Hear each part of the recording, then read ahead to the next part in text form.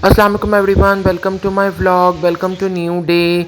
तो जी आज व्लॉग का जो आगाज़ है वो बड़ा ही क्यूट सा हुआ है क्योंकि मैं जा रहा था काम पे।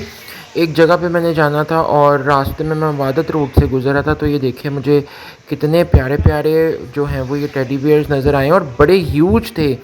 और ये भी नहीं कि ये सेकंड हैंड है, ये बिल्कुल फ्रेश माल था। और प्राइजेज़ जो थी वो इनकी 5,000 6,000 इस तरह इनकी प्राइजेज़ थी। उसके बाद रात को जी मम्मा को करवानी थी शॉपिंग, तो फिर मैं मम्मा के साथ आ गया था सना सफ़ीनास के ऊपर। सना सफ़ीनास से जोड़ा पसंद नहीं आया। देन फिर मैं उनको लेके गया निशात लिनन पे, और निशात के पास काफ़ी अच्छी वैरायटी थी। और यहाँ पे उनको जो है वो एक सूट पसंद आया, तो फिर यहाँ से हमने जो है वो एक सूट परचेज़ कर लिया। अच्छा, जैसे मैंने आपको बताया था कि मैंने अपने कुछ पोर्ट्रेट्स जो हैं, कुछ काम जो है वो फ़्रेम करने के लिए दिया हुआ था। तो बस यहाँ पे मैं जो हूँ भाई के पास आया हूँ, मुझे उनकी कॉल आई थी कि आप आ जाएँ, आपकी फ़्रेमिंग जो है वो हो गई हुई है। और ये चेक करें, मैंने ये जो अपने फ्रेम्स हैं वो कर लिए थे। मैं इनको कह रहा था कि आप मुझे इसको अच्छे तरीके से जो है वो बाइंड कर दें। और अब क्योंकि रास्ते में कोई भी जो वियर टियर हो सकती है, तो दैट्स वाई उन्होंने मुझे जो वो बड़े अच्छे तरीके से पेपर शेपर लगा के जो है वो इसको बाइंड कर दिया था। उसके बाद मुझे उन्हीं की शॉप से जो है वो ये हैंडमेड जो ख़ताती है वो बहुत अच्छी लगी, और ये बिल्कुल फ्रेश जो है वो उनके पास पीसेस पड़े हुए थे। और यहाँ पे और भी बड़ी पेंटिंग्स लगी हुई थी, बहुत बहुत सारा काम पड़ा हुआ था।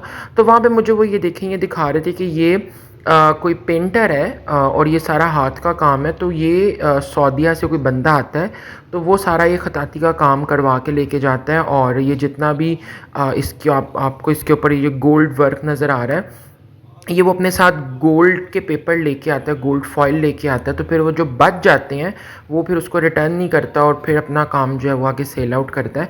उसके बाद मैंने अपनी एक टेबल बनने के लिए दी हुई थी, ये उठाई। और ये जो टेबल आपने पीछे देखी है, बेसिकली ये हैंडमेड, इसके ऊपर सारा वर्क हुआ हुआ था। और ये देखें, ये जो फ्रेम है ये मैंने एंटीक गोल्ड में लिया है। एक गोल्ड कलर था, एक सिल्वर था, but antique gold looks more elegant. तो मैंने एंटीक गोल्ड में ये अपना पूरा पोर्ट्रेट जो है इसको फ्रेम करवाया। अच्छा, अब बेसिक थिंग ये है कि ये पोर्ट्रेट है क्या। तो basically it's a Persian legacy which is called Shikargah, and you can see the 6 horseman जो कि हंट के ऊपर है। You can see 15 to 20 species of animal.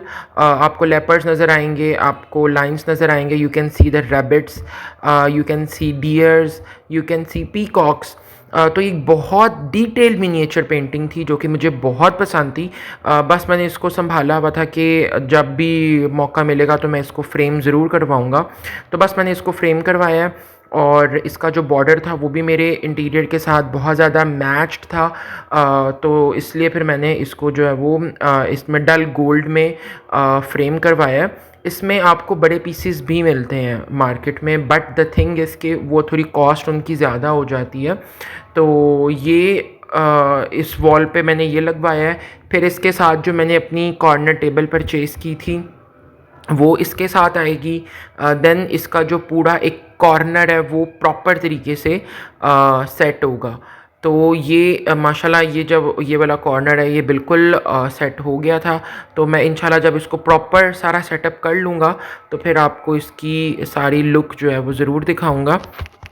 अच्छा, अब ये वाली जो ख़ताती वाली थी, ख़ताती वाला पोर्ट्रेट था, ये मैंने लगाया है डाइनिंग एरिया में। और ये जो इसके कलर स्कीम थी, इसके जो कंट्रास्ट था, इसमें जो कलर्स यूज़ किए गए हैं, basically they are all water colours, और कैनवस पेपर के ऊपर ये सारी बनाई हुई थी।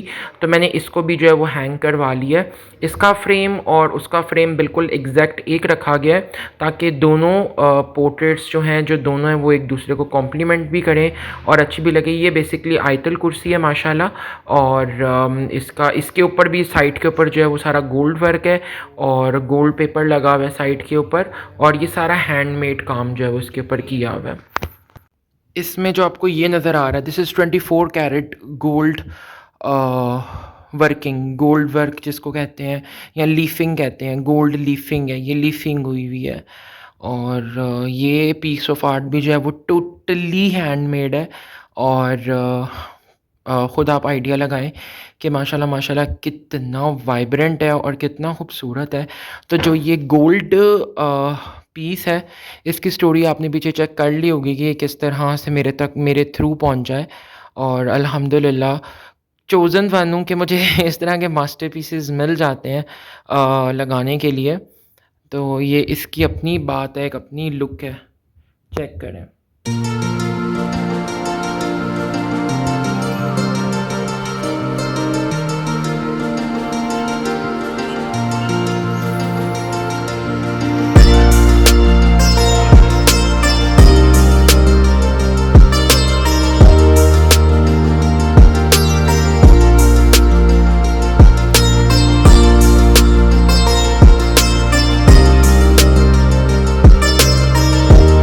तो जी यहाँ पे वीकेंड था और वीकेंड वाले दिन हम सब का मूड जो था वो देसी खाने का था।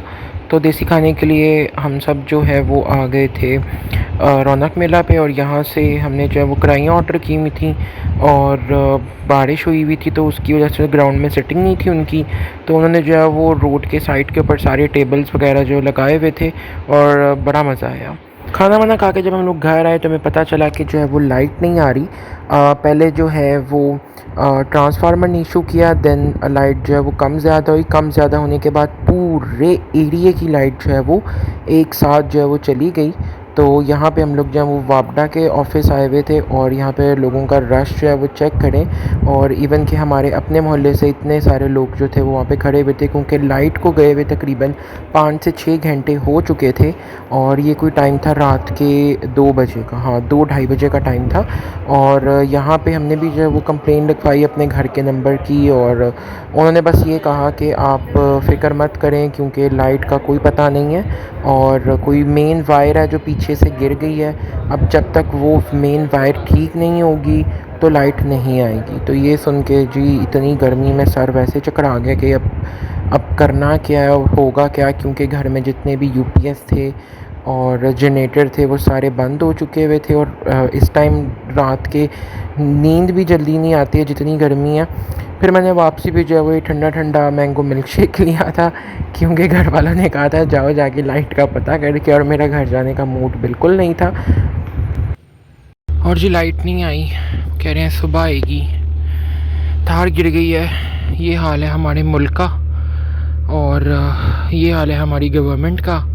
मुझे तो ये समझ नहीं आती है कि लोग किस बेस के ऊपर वोट डालते हैं, लोग किस बेस के ऊपर ऐसे डंगर और जाहिल लोगों की साइड लेते हैं जिन्होंने आज से 75 80 85 साल कुछ नहीं किया, वो आगे क्या खाक करेंगे। तो लम्हा फ़िक्री है, शायद कुछ ऐसा तबका है जो इलिटरेट है। हम बॉर्डर के ऊपर ये तो देखते हैं कि हमारे फ़ौजी ने कितनी टांग उठाई है, हम ये नहीं देखते कि हमारी हुकूमत ने हमारे लिए कितने इक़दाम जो हैं वो किए हैं। और इंडिया जो है वो इस टाइम चाँद पे कदम रख चुका है और हम इन्हीं बेसिक फैसिलिटीज़ से बाहर नहीं आ पा रहे। शर्म की बात है और सोचने की बात है। खैर मैंने तो ये ऊपर चारपाई बिछाई है आफ्टर अ लॉन्ग टाइम। देखें खुला आसमान है और जनरेटर्स यूपीएस सब कुछ बंद हो गया हुआ है। अब अल्लाह पे भरोसा है कि अल्लाह बस कोई हवा शवा चला दे तो रात जो है वो गुज़र जाए।